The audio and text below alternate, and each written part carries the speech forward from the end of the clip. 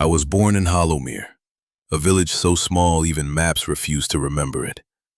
No banners flew over our gates, no songs told of our deeds. We were not brave. We were not noble. We were just forgotten. Nestled between the blackened pines and the sluggish gray river, Hollowmere clung to the world like moss clings to rot, quietly, desperately, pretending not to notice the decay beneath. We didn't fear monsters. We feared each other. Not in the way that stories speak of, not with swords drawn or names cursed under moonlight. Ours was the quiet fear, the kind that festers in silence, the kind that makes you lock your door not because of what lurks in the woods, but because of who walks the road home. That fear burned brighter than any hearth. The trader came in early frost, his cart creaking under spice sacks and old tools. His skin was the color of dusk, and his tusks were filed short in the orcish way. Polite, careful, as if trying to seem smaller. He smiled when he handed out sugar dates to the children. The elders smiled back. Then, the whispers began. By dusk, the trader's cart stood beneath the old stone bridge, just outside the village. By midnight it burned. The fire turned the sky red. His screams turned to smoke. I ran. Gods help me. I ran toward it. I tried to stop them. Someone shoved me. I hit the mud hard enough to bite my tongue. I remember the taste of blood and dirt. I remember the look in their eyes. Not rage, not hate. Something colder. Fear pretending to be righteousness. I stood anyway. Not because I was brave, because I was angry, because the fire lit something inside me too. They left me there, mud-soaked, shaking, staring at what was left of kindness. That night I didn't go home. I walked past the fields, past the river's bend, until the sky opened wide above me. I sat under the stars, shivering beneath a blanket of frost and memory, and whispered, "If the world is broken, I will walk until I find the pieces." I was only 13, but something in me had already begun to burn. I left Hollowmere with nothing but a rusted blade, a satchel of stale bread, and a promise still echoing in my chest. No goodbyes. No one would have noticed. I followed no road, only the pull of a horizon I couldn't yet name. The sky turned colder each night, and the wind carried voices I could not understand. Some bird song, some beast, some sorrow the world hadn't finished speaking. Days passed, or weeks. I lost count. Somewhere beyond the river Aerin in a valley filled with ghostlight flowers, I crossed into VIII. I didn't know its name then. I only knew the trees were silver and they whispered. They didn't whisper to me. They whispered about me. VIII does not forget. It does not forgive. Here, even the branches are old enough to remember the sundering and the role of men in it. Here, humans are not welcomed. They are watched, judged, hunted if they trespass too far, and I had wandered too far. I came upon her in a clearing ringed with ash-barked trees, their roots coiling like the fingers of old gods. She stood against 3 men, bounty hunters, cruel-eyed and armed with chains instead of mercy. She wore a hood of deep green, her silver hair braided tight, a blade gleaming in her grip. She was cornered, bleeding. They jeered in the way cowards do, when they think the world belongs to them. One of them turned, saw me, and grinned like the wolf he wasn't. Another one. Looks like luck's got legs today. I should have run. Instead, I stepped forward, not because I believed I could win. I had no skill, no plan. Just a rusted blade and the memory of fire beneath a bridge. "Let her go," I said. My voice didn't shake. I wish it had. It might have sounded less stupid. They laughed. Then they drew steel. The fight was chaos. Steel screamed. Arrows flew. I remember pain, hot, bright, sudden, as one blade found my ribs. I remember seeing her go down on one knee, an arrow buried in her thigh, but still, She rose, teeth gritted, moving like wind through broken glass. And then something strange happened. The trees moved, not wildly, not obviously, but they leaned, shadows shifted, branches curled toward us, as if the forest itself had taken a breath and decided we belonged. Maybe it was magic. Maybe it was madness. Maybe it was the forest remembering something older than vengeance. When it was over, the bounty hunters lay broken and bleeding into Velara's silver soil. One of them whimpered. She silenced him with a flick of her blade. I fell beside her, gasping, warmth pooling at my side. She looked at me then, truly looked, eyes pale as morning frost, full of 1,000 years of grief. "You're a fool," she said, voice like moonlight on a grave. I coughed blood and tried to smile. "I'd rather bleed with honor than walk away a coward." Her expression didn't change, but she tore her cloak and pressed it to my wound. "Fool," she repeated, quieter this time. She saved me. Then she stayed. Her name was Silent, of House Varathren. A name once sung in royal halls, now spat like ash. A sword singer, an exile, a relic of Velara's lost grace. We spent a week in that clearing, mending wounds, trading silence like currency. She didn't trust me. I didn't blame her. But on the 8th night, beneath a weeping moon, she asked, "Why did you help me?" I answered with a truth I had only just begun to believe. Because if the world is broken, then someone has to pick up the pieces. She didn't reply. Not then. But when we left the clearing the next morning, she walked beside me. And the trees did not stop us. We left Velara beneath a sky of weeping silver, the trees mourning in silence behind us. Silent didn't say much on the road. She rarely did. Her silence wasn't cold, just practiced. Like someone who'd spent too long being misunderstood and found peace in saying less. I understood that. Our path turned east through ash-choked valleys where smoke still whispered of old wars. The Gruthok wilds were not made for wanderers. Sharp stone, sparse food, the air heavy with the scent of char and pride. There, in the shadow of burned peaks, we heard a name passed like contraband from mouth to mouth. Crag. An orc gladiator. Captured, enslaved, fighting in an illegal pit run by old war profiteers, and noble cowards too bored for peace. The tales were wild. He'd fought 12 men once, tore a troll in half, refused to kill a child soldier, and for that, his warband had branded him a traitor. That's what caught Silent's attention. That's what caught mine. Mercy, in a world that sharpened cruelty into law. That made him worth finding.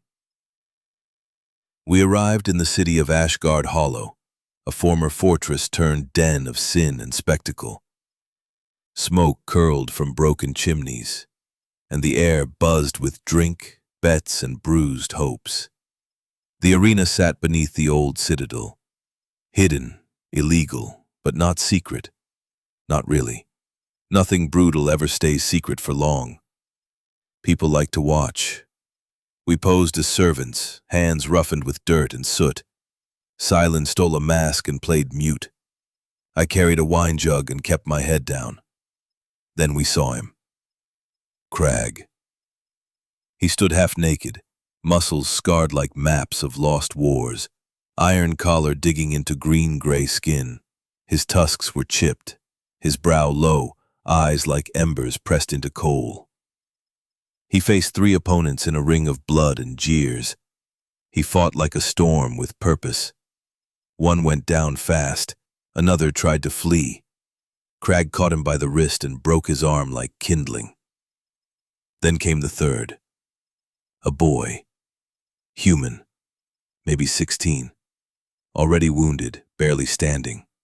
Crag looked at him. The crowd screamed for blood. He dropped his weapon. Silence, sharp and immediate, filled the arena. Even the torches seemed to flicker with confusion. And that's when we moved. Silent vanished into the chaos like a ghost with a blade. I knocked over wine casks, lit one, threw it. Flame bloomed across the western wall. Someone screamed. Fire. It didn't take long for screams to turn to a riot. In the madness, we ran. We expected Crag to escape in the chaos. We found him outside the arena gates, where the ash met the wind.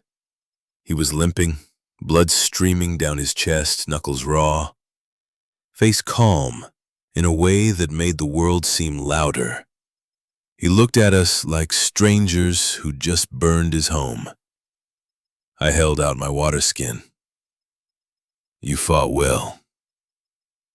He took it, drank deep, and wiped his mouth with the back of his hand. You stole my fight, he growled. I looked him in the eye and answered without flinching. No, we gave you your choice back. He stared for a moment longer. Then, without a word, he tossed the water skin back and followed us into the wind. That night, we camped in the foothills, flames low, tension high. Silent cleaned his wounds in silence. Crag said nothing. I sat and wondered, again, what we were becoming. We weren't warriors, not really. We weren't rebels, not yet. But something bound us, not by blood, not even by trust, by refusal.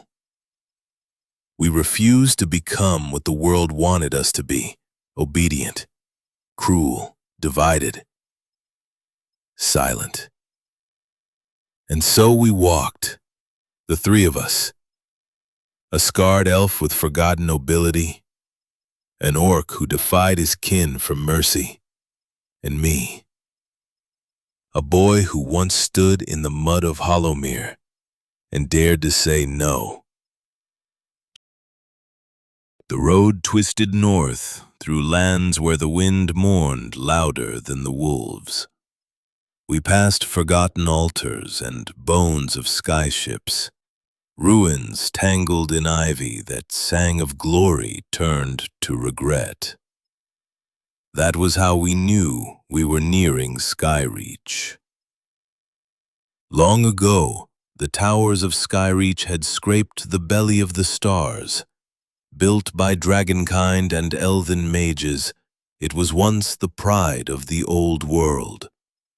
Until the sundering shattered its spires and scattered its winged architects to smoke and sorrow. They said dragons were dead, extinct.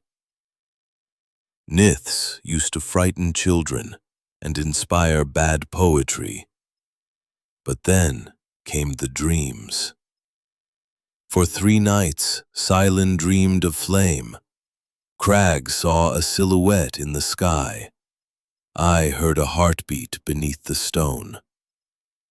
We followed the signs to the shattered cliffs, jagged and broken like a god's shattered teeth. And that's where we found him. A boy no older than I was, gaunt and barefoot, with skin that shimmered faintly in moonlight and eyes like molten gold. He crouched in a ravine, bleeding from a wound that glowed red instead of red-blooded, breathing in ragged, smoky gasps. 3 men surrounded him, poachers, dressed like mercenaries, eyes full of greed. One of them held a serrated knife made of star iron. They called him a prize, a flame heart, said his organs could power ships, that his bones could be carved into relics. We stepped out of the brush, weapons drawn, but words ahead of steel. "Let him go," I said. "Or what?" the leader sneered. "You'll die with him?" Silin raised her blade. Crag cracked his knuckles. I tried one last time. "He's not a thing. He's a person." They answered with fire. They set the forest ablaze behind us, a wall of smoke and light that turned the cliffside into a crucible. The dragon boy screamed, but it wasn't fear. It was memory. He changed. His skin rippled, his pupils narrowed. Flame poured from his mouth, white-hot and terrible. He incinerated the poachers.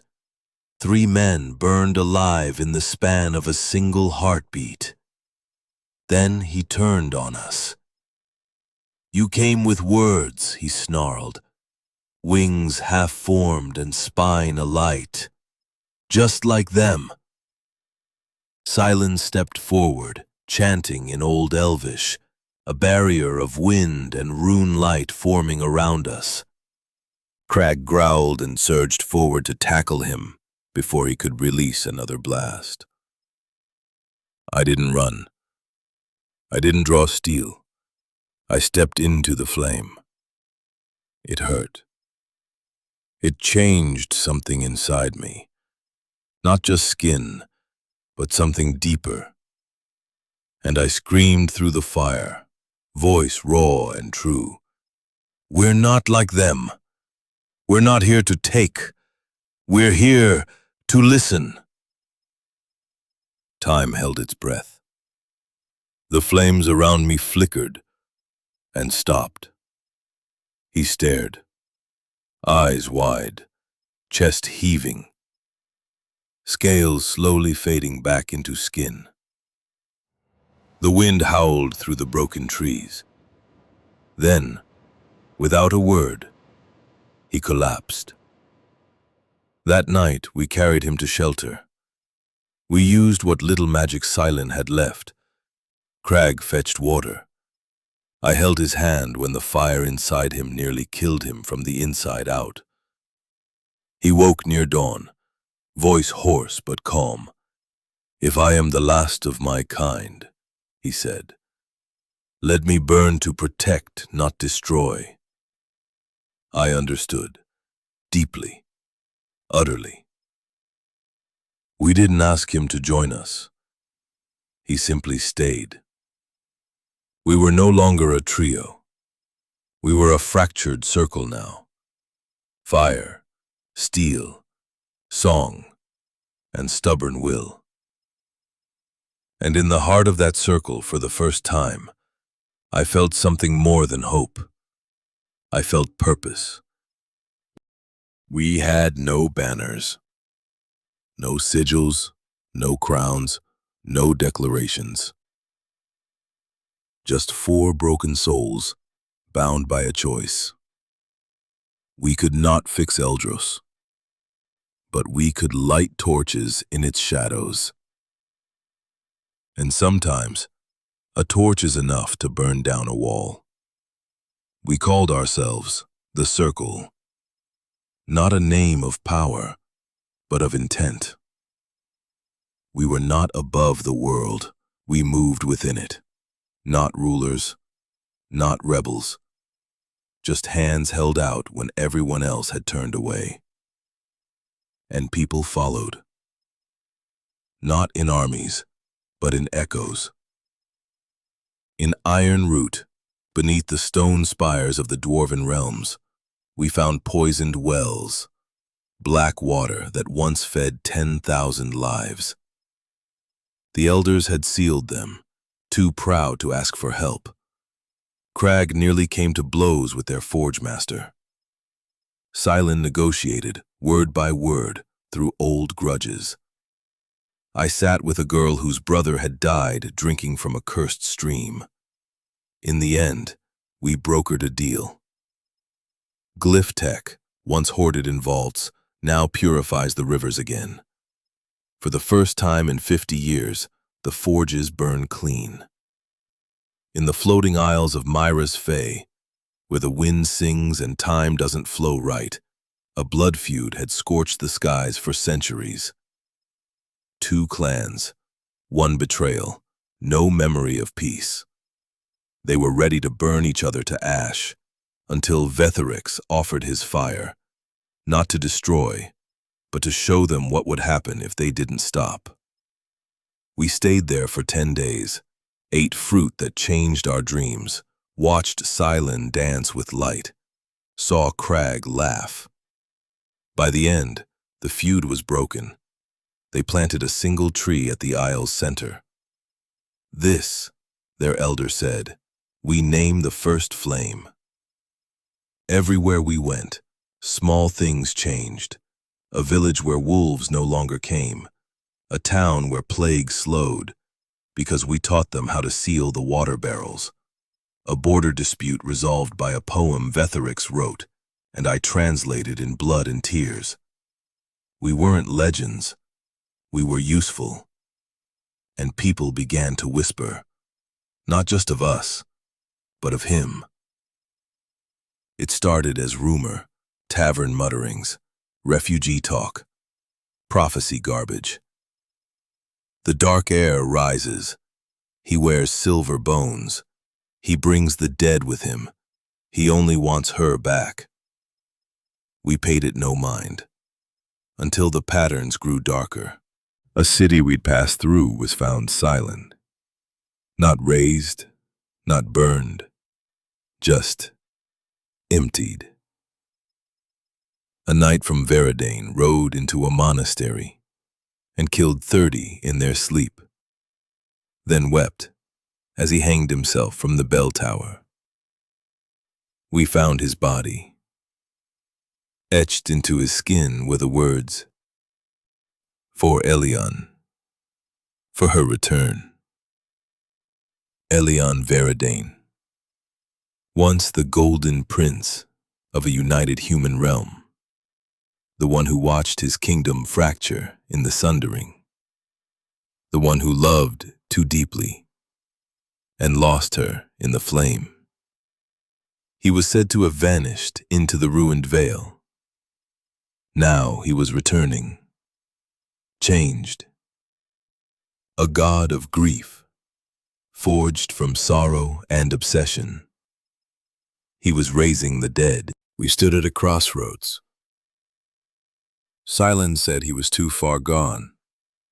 Crag said we should hunt him now, before his army grew. The Thorax said nothing, just stared into the fire, wings curled tight. I said, if he's trying to put the world back together by force, then we're in his way. We need to be the reason he fails. None of us argued. Not that night. The circle would burn brighter.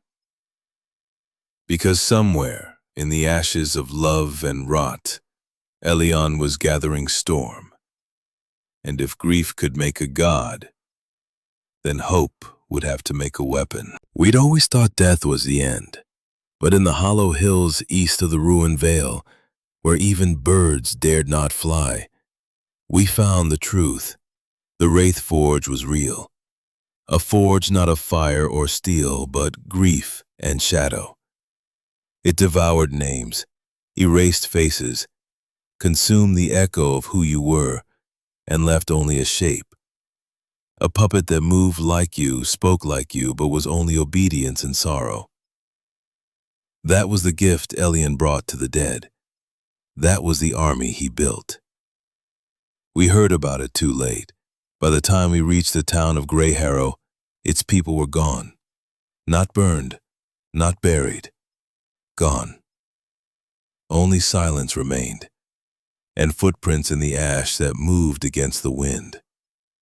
At the edge of the village square stood a figure in a blue shawl, my mother's shawl.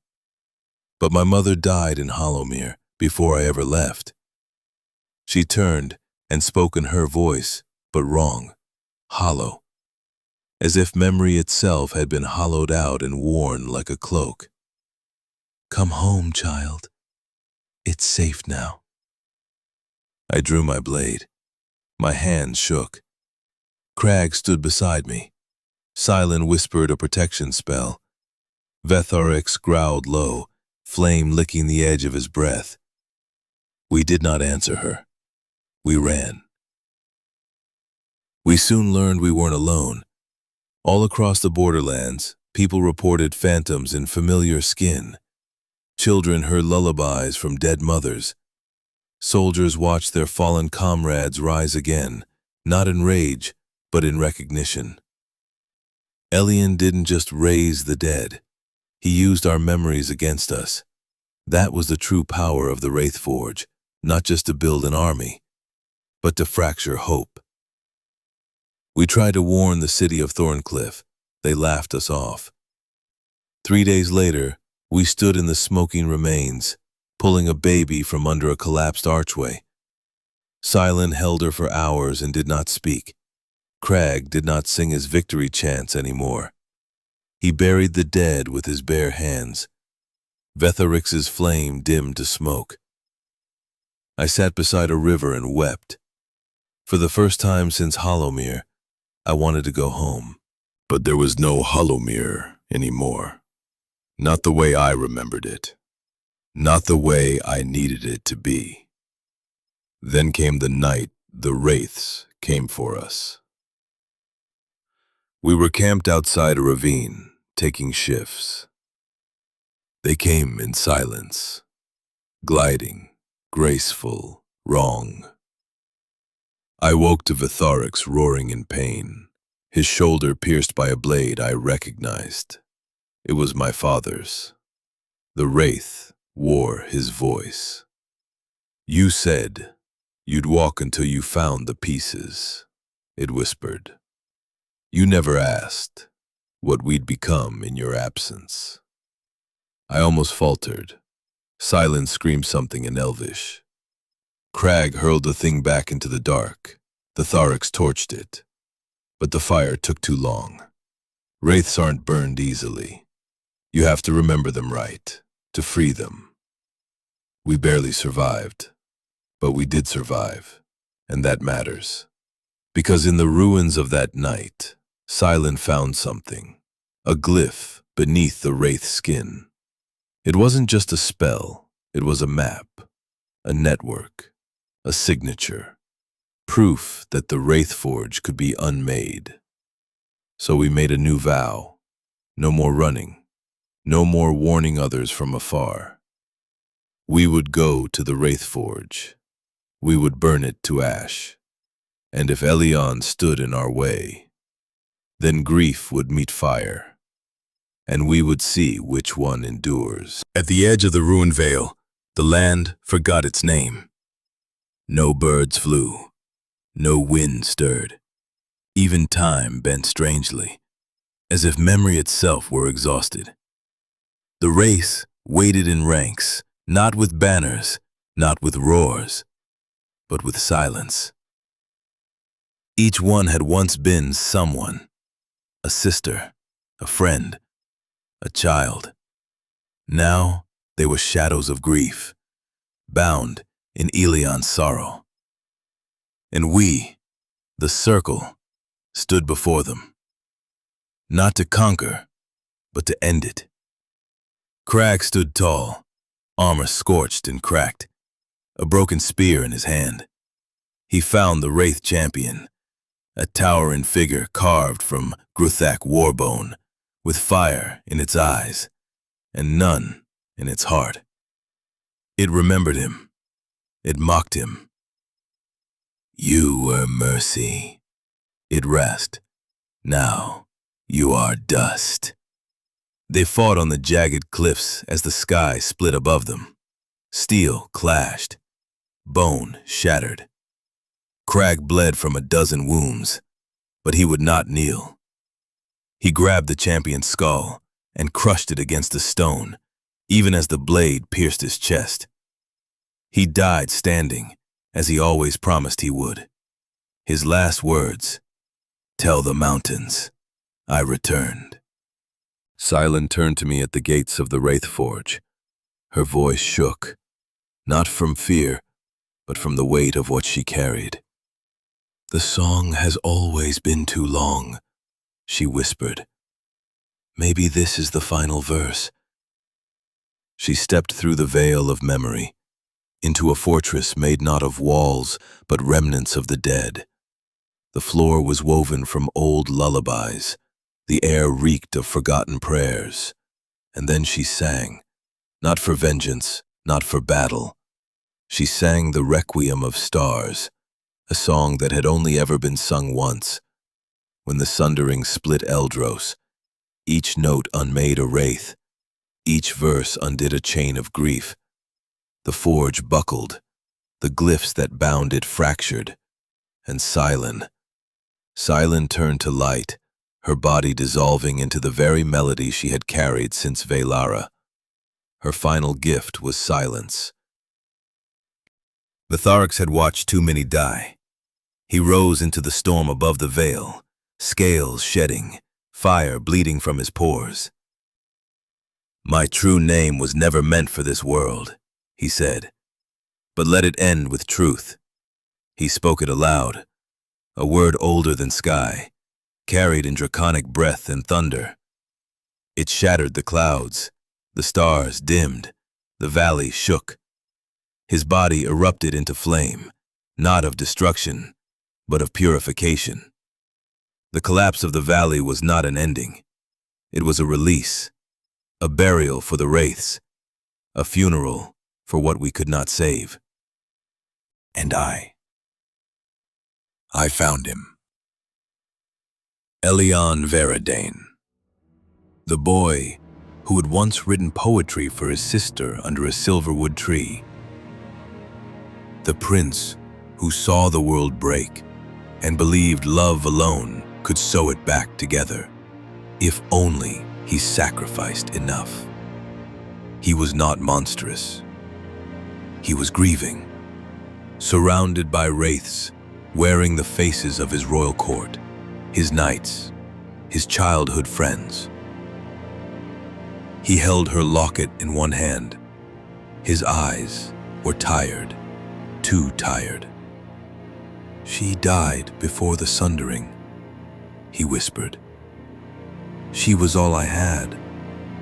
I begged the gods. They did not answer." "So you became one," I said. "I don't want to rule. I just want her to come home." He looked up at me, not with rage, but with hope, that I might say he was right, that I might say this could all still be reversed. And I said, "I understand, but I cannot let this continue." He nodded once, just once, and I ended it. The circle died that day, but the world did not. The Wraithforge fell, and in the decades that followed, the veil began to bloom again, not with grandeur, not with power, with wildflowers, with names remembered, with songs sung for no one in particular. In the scorched aftermath of the Ashen War, when the Wraithforge had fallen and the valley still smoked with memory, the survivors gathered, not around thrones, but campfires. They came from burned towns, broken clans, scattered tribes. No banners, no nobles, just voices. And they asked me to lead, not because I was strongest, not because I was born royal, but because I remembered every name of those we had lost, because I had walked through fire and not become ash. I did not crown myself. The people did. We called it Velmir, hope after flame, in the tongue of the old dragons. A kingdom not forged by sword or spell, but by intention. No capital walls were built. There would be no gates to lock out the broken, no towers to elevate the privileged. Instead, we carved gardens into battlegrounds. We built spires from shattered wraithbone so the world would remember, not with fear, but with clarity. My first law was this: every child shall learn both sword and song, because war had taught us the cost of silence. Because silence once turned death into melody and undid the Wraithforge with nothing but her voice. Now, her requiem of stars is taught in every hall. Elven and human children sing it together, not in mourning, but in celebration. My second law gave seats at the round council to all kin, an orc from Gruthok, bearing the sigil of Crag's blood-etched creed, a dwarf artificer from Ironroot, once too proud to look up, now building skylights in every village. A dragonborn from Skyreach, sworn to peace, whose breath now lights forges, not fields. A fey emissary from Myra, who helped rebuild the broken bridges of trust. And humans, but no longer above, no longer separate, just one piece of the circle. Because Crag taught us that honor must bow to mercy, because Vetharix taught us that even fire can choose to warm instead of consume. But it is the fourth candle I light each year that burns closest. The one I light alone. For the boy who sat in mud in Hollowmere. The one who watched fear take root and refused to let it define him. Who whispered to the stars, "If the world is broken, I will walk until I find the pieces." He walked through forests that hated him. He stood between blades not meant for his kind. He buried friends. He faced a god made of grief and understood him. And in the end, he chose hope anyway. That boy did not become a king. That boy became a promise kept.